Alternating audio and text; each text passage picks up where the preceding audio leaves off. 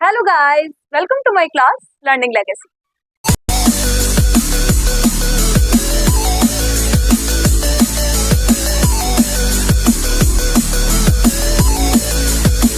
Learning legacy class में आप सभी का स्वागत है। मैं आप सबके सामने एक छोटा सा गीत सुना रही हूँ, एक मुखड़ा सुना रही हूँ।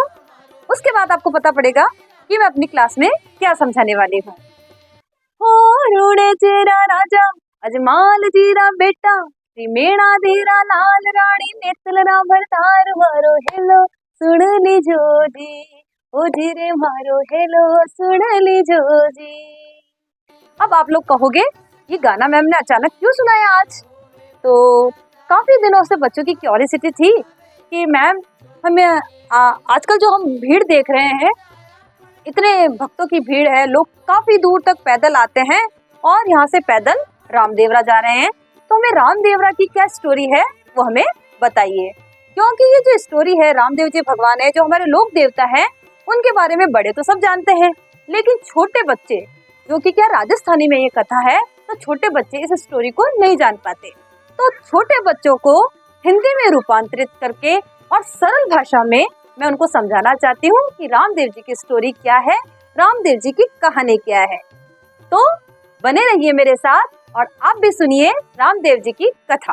रामदेव जी की स्टोरी स्टार्ट करती हूँ। क्या होता है कि पोखरण जिले के रुणेचा गांव में अजमाल जी क्या होते हैं, रुणेचा के राजा होते हैं।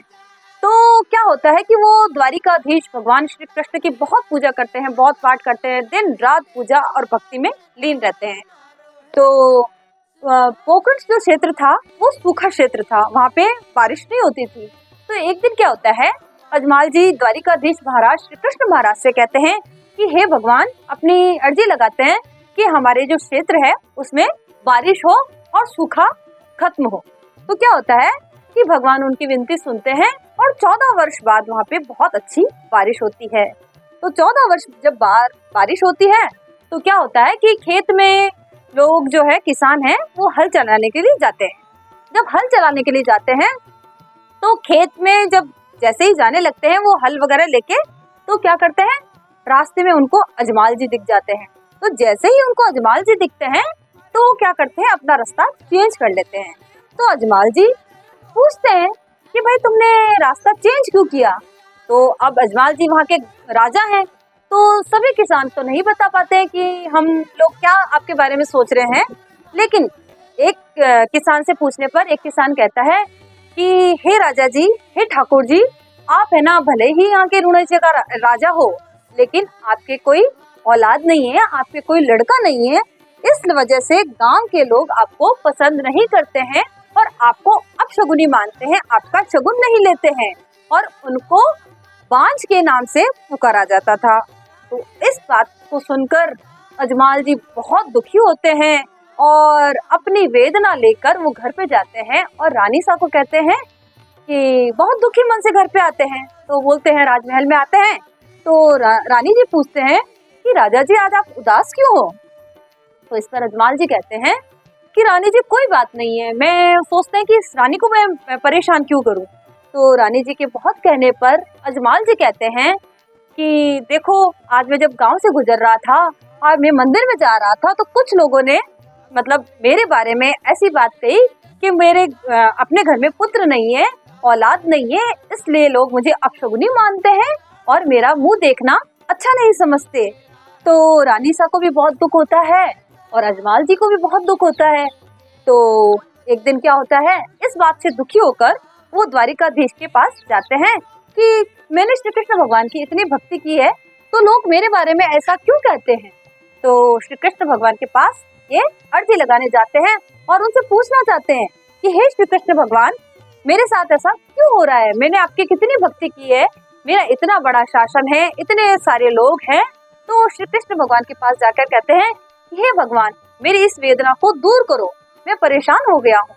वो जो थाली में क्या लेके जाते हैं, लड्डू लेके जाते हैं, नारियल लेके जाते हैं और श्री भगवान को बहुत जाके वहाँ पे रोने लगते हैं, चिल्लाने लगते हैं। जब वो मूर्ति कुछ नहीं बोलती है तो क्या करते हैं, लड्डू लेते हैं और द्वारिकाधीश के सर पे मार देते हैं कि आप मेरी इतनी विनती सुनने पर भी, मेरे इतने रोने पर, इतने चिल्लाने पर भी आज आप कुछ नहीं बोल रहे हो। तो क्या करते हैं, वो लड्डू मार देते हैं।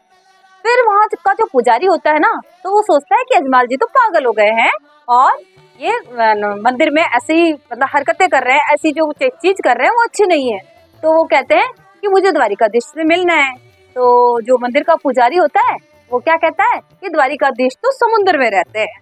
तो क्या करते हैं, अजमाल जी जो कि द्वारिकाधीश महाराज से बहुत स्नेह करते थे, उनका बहुत भाव था, बहुत भक्ति थी, बहुत श्रद्धा थी, बहुत विश्वास था, और जहाँ विश्वास होता है वहाँ पर क्या होता है, हर कार्य सिद्ध होता है।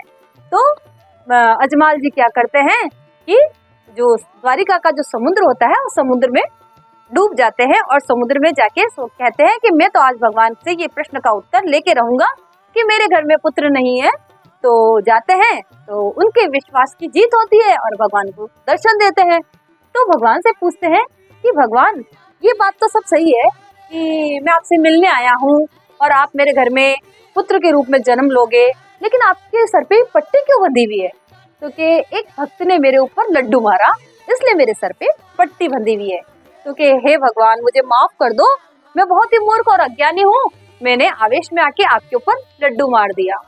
तो भगवान कहते हैं कोई बात नहीं, भक्त जो होते हैं वो मुझे बहुत प्रिय है, वो अपने भाव से मेरे ऊपर कंकर पत्थर या लड्डू भी मारे तो वो उनको बहुत अच्छा लगता है। तो भगवान जो द्वारिकाधीश महाराज है वो क्या कहते हैं कि देखो अजमाल जी, आपकी भक्ति से मैं प्रसन्न हूँ, आपकी श्रद्धा से मैं प्रसन्न हूँ, आपके विश्वास से मैं बहुत प्रसन्न हूँ। तो मैं जो भादवे का महीना आता है, ये हिंदी के मुताबिक जुलाई और अगस्त के बीच में आता है, भादवा कृष्ण पक्ष की बीज और द्वितीया के दिन क्या होता है, भगवान रामदेव जी अजमाल जी के घर में अवतार लेके आएंगे। तो भगवान वादा करते हैं, वचन देते हैं अजमाल जी को कि मैं भादवा सुदी बीज के दिन आपके घर पे जन्म लूंगा। और पोखरण में और जो रुणेजा गांव में है उस समय क्या था, भैरव राक्षस का भी एक बहुत ही अत्याचार था। तो उस समय क्या होता है, तो द्वारिकाधीश उनको वचन देते हैं और अजमाल जी क्या करते हैं, वहां से आते हैं और फिर वो द्वारिकाधीश से कहते हैं कि यदि आप मेरे घर पे आओगे तो मुझे पता कैसे पड़ेगा कि आपने अवतार लिया है। तो श्री कृष्ण भगवान जो द्वारिकाधीश महाराज है वो क्या कहते हैं, जिस दिन मैं आपके घर पे अवतार लूंगा, जिस दिन मैं आपके घर पे आऊंगा, आपके घर में कुमकुम के पांव बन जाएंगे और जो मटकियां हैं पानी की जगह उसमें दूध आ जाएगा, मंदिरों की घंटियां बजने लगेगी। इससे आपको पता पड़ जाएगा कि मेरा अवतार आपके घर में हो चुका है। तो धीरे धीरे धीरे धीरे वो समय आता है, अजमाल जी को वो बात स्मरण आती है कि अब तो भादवे का महीना आ गया है और भगवान ने मुझसे वादा किया था, मुझे वचन दिया था, लेकिन पता नहीं शायद भगवान वचन से विमुख हो गए हैं। लेकिन जैसे ही भादवा की बीज आती है और मंदिर की घंटियां बजने लगती है और जो मेणादे हैं उनके पालने में वीरमदे के पास में भगवान रामदेव जी आके लेट जाते हैं और वहाँ पे प्राकट्य होता है उनका। और क्या करते हैं कि अजमाल जी और मेणादे जाके ये सूचना अजमाल जी को देती है कि सुनो जी, सुनो राजा जी, सुनो राजा जी, एक चमत्कार हो गया है, हमारे वीरमदे के पास में एक बालक ऐसा का ऐसा आके सो गया है, ये कैसा चमत्कार है। तो अजमाल जी कहते हैं कि ये तो द्वारिकाधीश का जो वचन दिया था, ये वचनों का पालन है। तो जैसे ही देखते घर में कि कुमकुम के पांव, ये देखो कि मैं इसे चमत्कार कैसे मान लूं, मैं इसे भगवान कैसे मान लूं इस बच्चे को। तो वो कहते हैं कि देखो भगवान ने मुझे जो वचन दिया था कि जिस दिन मेरा अवतार होगा उस दिन कुमकुम के पांव आपके घर पे कुमकुम के पांव होंगे और मटकियां जो पानी से भरी हुई होगी वो दूध से भर जाएगी। किससे भर जाएगी? दूध से भर जाएगी। तो वैसा का वैसा जैसा द्वारिकाधीश महाराज ने कृष्ण भगवान ने जो बताया था वैसा के वैसा सब हुआ। तो इससे प्रमाणित हो जाता था कि जो मेणादे उसको बात को सत्य मानती है कि नहीं ये बात सत्य है और भगवान का वचन एकदम सत्य है और हमारे घर में भगवान रामदेव जी का अवतार होता है, तो उनका नाम रखते हैं रामदेव जी, राम रखते हैं। अब धीरे धीरे धीरे धीरे मेणादे अपने वात्सल्य रस से उनको बड़ा करती है, उनका पालन पोषण करती है और उनको क्या करती है, खूब अपने लाड प्यार से दुलार से उनको बड़ा करती है। तो जब रामदेव जी थोड़े बड़े होते हैं तो रामदेव जी क्या क्या कहते हैं कि मुझे हे माँ मुझे घोड़ा चाहिए, घोड़े की जिद करते हैं। जैसे कि बालक खिलौने के लिए जिद करते हैं तो रामदेव जी भी कहते हैं कि मुझे एक घोड़ा चाहिए। तो माता सोचती है कि घोड़े का क्या करेगा, तो उनको क्या करते हैं, एक कपड़े का घोड़ा, एक दर्जी से कह के एक कपड़े का घोड़ा लाके देते हैं। लेकिन रामदेव जी तो द्वारिकाधीश थे, वो तो श्री कृष्ण का अवतार थे। उस कपड़े के घोड़े को लेकर वो क्या करते हैं, आकाश में विचरण करने लग जाते हैं। तो उस समय जो भैरव राक्षस था वो उनको देखता है। तो भैरव राक्षस को थोड़ा पता पड़ता है कि इस गांव में कोई है। तो भैरव राक्षस जो अत्याचार करता था वो सजग हो जाता है थोड़ा। फिर धीरे धीरे धीरे धीरे गांव के लोगों को पता पड़ता है कि यहाँ पर राम सा पीर रामदेव नाम का एक बालक है जो हमेशा चमत्कार करता रहता है। तो धीरे धीरे धीरे धीरे रामदेव जी महाराज क्या करते हैं, रूणाचल के गांव के लोगों को बहुत ही हर जगह चमत्कार दिखाते हैं। तो और क्या होता है, जो रामदेव जी महाराज है, रामदेव जी भगवान जो क्या है, वो दलितों के प्रति भी उनकी बहुत अच्छी संवेदना थी। वो क्या करते थे, एक दलित वर्ग की डालीबाई नाम की एक कन्या थी, उसको घर पे लाकर लालन पोषण करते हैं। बल्कि उस समय में क्या था, जातिवाद था, तो दलितों को महलों में नहीं रखा जाता था। लेकिन वो इस बात को नहीं मानते थे और दलितों को पूरा मान सम्मान देते थे। तो डालीबाई का भरण पोषण सब जो क्या करते हैं, रामदेव जी भगवान करते हैं। और वो दलितों को बहुत ही क्या मानते हैं, दलितों को बहुत ही अच्छा मानते हैं, उनको मान सम्मान देते हैं। उनकी नजर में जात पात दलित वर्ग ऐसा कुछ नहीं था, वो सबको ऊंचा सम्मान देते थे।